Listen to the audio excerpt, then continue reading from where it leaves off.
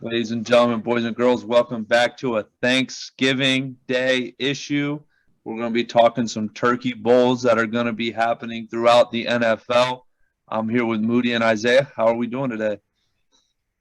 How y'all doing? Happy Thanksgiving, everybody. Hope everybody gets all the food they could get. And, remember to be thankful. There we go. Ready for some football, man. That's what Thanksgiving is all about. Yeah. So let's get right into it. We'll start with the Lions and Bears starting at 12:30 to kick off Thanksgiving. Bears are 2.5-point favorites over under 41.5. All right, so we got banged up Andy Dalton because they've already ruled out Justin Fields versus banged up maybe Jared Goff. No, I'm pretty sure they're going with Tim Boyle. Possibly Tim Boyle. I heard today that he looked better than they were expecting, so he might be out there. But either way, Jared Goff looked and expected. I guess health-wise, maybe not ability-wise. I'm doing this for Detroit. Whenever I pick them, they don't cover. They cover. Whenever I pick against them, they cover. Whenever I don't pick them, they don't cover. So you know what? I'm going with Chicago here as the lock of the week. Chicago's going to walk into Detroit. They're going to go. They're going to steamroll with Andy Dalton to get. He needs some get back after he got embarrassed on Thanksgiving last year. I expect him to come out firing on Sunday. The Bears, rough home loss on Sunday, bounce back big here against Detroit. Oh, that's great because I'm not going to go that way. I'm going to go bold. And this is my lock of the week. The Detroit Lions will beat the Chicago Bears tomorrow.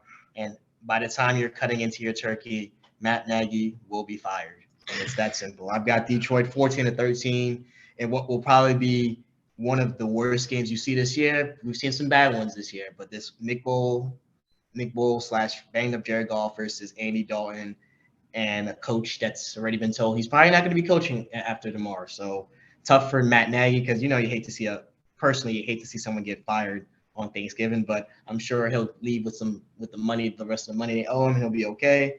And yeah, I'll go with Detroit to win 14-13. So I'll take the cover and the under because there's no way this game hits the over. Yeah, I forgot to mention, but Bears cover under. Absolute automatic under for sure. But yeah, maybe you should take a Thanksgiving lunch instead of a Thanksgiving dinner. Yeah, so since all of us have a lock on Thursday, let's make it to where if you win your lock on Thursday, you can lock again on Friday for the recording. So right. I'm gonna go Detroit cover gods. Moody's picking against them, so that's the W. But yeah, how can you go over in this game? Just how? How? You got Bears who are always bad on offense, and what was his name again? Tim Doyle? Tim Boyle. Who cares? Y'all pick him to win. You call it a lock. So you clearly care. You got to care a little bit about Tim Boyle. His coaching and the Lions and the Bears will do the heavy lifting. All right, so let's move on to Dallas, where the Cowboys welcome in the sorry Raiders. Cowboys are -7.5 over under 51.5. They ain't got to be the sorry Raiders, Eric. They're still a above 500 football team, right in the thick of it in the AFC West. They're going this way. They're going this way. Losing to the Giants, having the worst game anybody has against Kansas City, and then getting whooped by the Cincinnati Bengals. I'm going to use the same word for the Raiders I'm going to use for the Cowboys. We're going to say these are two struggling football teams heading into a short Thursday night game here. Obviously, the Raiders are circling the drain at this point. They continue to lose week after week. It's getting less and less competitive. You're seeing less and less fight from the Vegas Raiders at this point, just because it's kind of written on the wall that this season's kind of lost. With the coach being dipped out, they've already had to release their last 2 first-round picks. The first-round pick from 3 years ago can barely get on the field. It's just life is tough in Vegas, but they still have good talent. Darren Waller's back and healthy, and he looks really, really good. Derek Carr has continued to perform at a top 10-ish level. The last month's been. I mean, as you see, as the franchise has deteriorated around him, Derek Carr is only capable of doing so much heavy lifting. If you, for whatever little respect you have for Derek Carr, he's in a Deshaun Watson type situation. You're asking him to carry a job that's just not possible at this point. Just go ahead and pick the Cowboys. For Dallas, they've lost. I got to preview the game. For Dallas, they've lost 2 out of 3. But exciting news: Tyron Smith is not on the injury report. He should be full go for Thursday. CeeDee Lamb is expected to be activated from concussion protocol. He should play. Obviously, there'll be no Amari Cooper for his revenge game against the Vegas Raiders, but the Cowboys are expected to have most of their roster back, which is why I'm going to pick them to win here and cover the 7.5 because I think they'll be good due for a bounce back after a poor performance against Kansas City. I think putting Tyron Smith in the lineup is huge. You're replacing a undrafted rookie, second-year left tackle with an all-pro top 3 tackle in the league. I think that'll do wonders for Dak Prescott's offense. If CeeDee Lamb is active and is able to get through the game, I think they'll be able to score enough points to combat a solid Raiders defense. And the Cowboys defense has been performing really well, should do a good job in holding down Raiders offense that really only is Darren Waller. You slow down Darren Waller, the Raiders are going to struggle to score.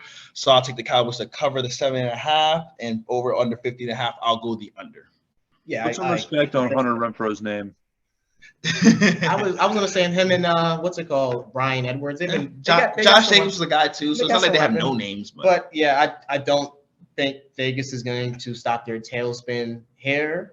As we all know that they struggle to stop the run. Ty Smith's back. I expect Dallas to just dominate them time of possession wise. Something like what we saw in that Seattle-Arizona game last week, where they just do whatever they want to them and they just methodically kill the clock as they drive.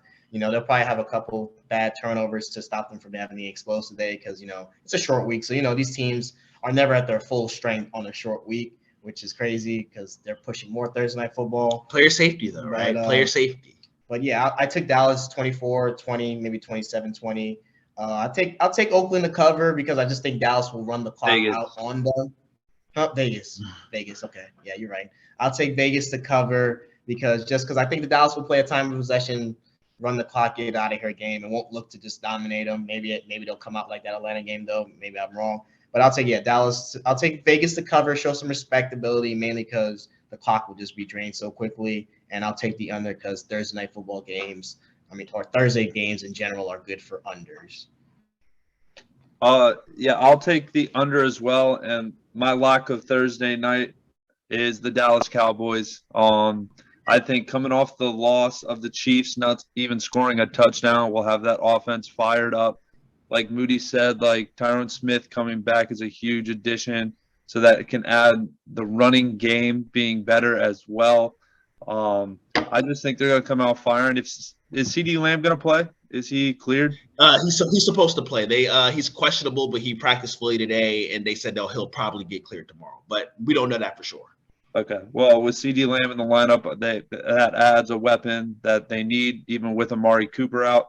So I have a feeling that Cowboys are going to show why they want to be considered one of the contenders in the NFC against a really struggling Raiders team. Struggling. So let's move on to the nightcap where the Bills are going down to the Big Easy in New Orleans. Spread is -6 for Buffalo, over under 45.5, and no Kamara in this game. Yeah, and no Ramczyk. I think Armstead's questionable, so he might play. But yeah, either way, how often do you see a team be a 6-point road favorite in the Dome? Like we're really in truly different times right now. New Orleans, Trevor Siemian obviously isn't gaining a lot of respect from Vegas. He's been playing good though. Like he hasn't been the major problem. Not the major problem. He's getting respect to what the spreads have been on the Bills. On Bills games. But I think the 6-point spread is more respect for the Saints than it is respect for Trevor Siemian. That's I think the dome, the defense, all those types of things. I've been kind of going back and forth because it feels like New Orleans at home with that defense should be tough enough to hang in this.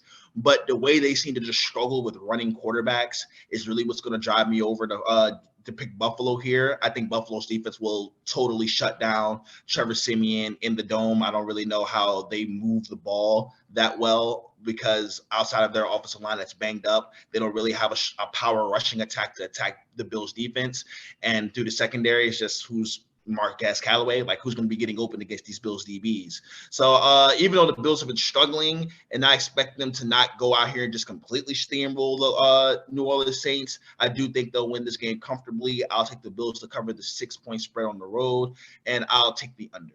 Yeah, I think you said it best. We've seen that the Saints struggle with running quarterbacks, so that could allow, like, they'll stop the run. I don't think Buffalo will be running the ball with their running backs effectively, but I'm sure this could be one of those get right Josh Allen games, which I'm interested to see how Stephon Diggs matches up with Marshawn Lattimore and how that Saints defense holds up against this Bills offense, because the Bills offense hasn't been lighting the world on fire for the most part. But for the Saints, I just don't see how they're going to keep up with them at all with Trevor Siemian against that Bills defense, which which this year has turned out to be the better unit of their team. They've been flip-flopping the last couple seasons between which unit carries their team.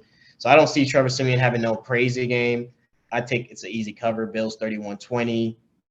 Took the over because I'm pretty sure the Bills will do a lot of heavy lifting. And we saw last week that the Saints offense isn't broken with Sean Payne's good enough to get him a couple touchdowns and a couple field goals. So that's how I feel about that. Yeah, I think the Bills are in the same boat as the Cowboys, coming off a loss that they need to. They're going to come out trying to redeem themselves on prime time. Yeah, I'm surprised this number is within a touchdown. I think it's still going to be the under of 45.5, but I think the Bills are going to try to roll. I think they're going to get pass happy against the Saints, since the Saints' running defense is their strength of their defense. So yeah, I think the Bills are going to show their dominance in this game, and so I'll take the Bills and the under. All right. Well, I mean, that's it for now. Everybody enjoy the football, enjoy the food, stay safe, and we'll see y'all back for the weekend for the rest of the picks. Yes, sir. All right, Eric. So, see you.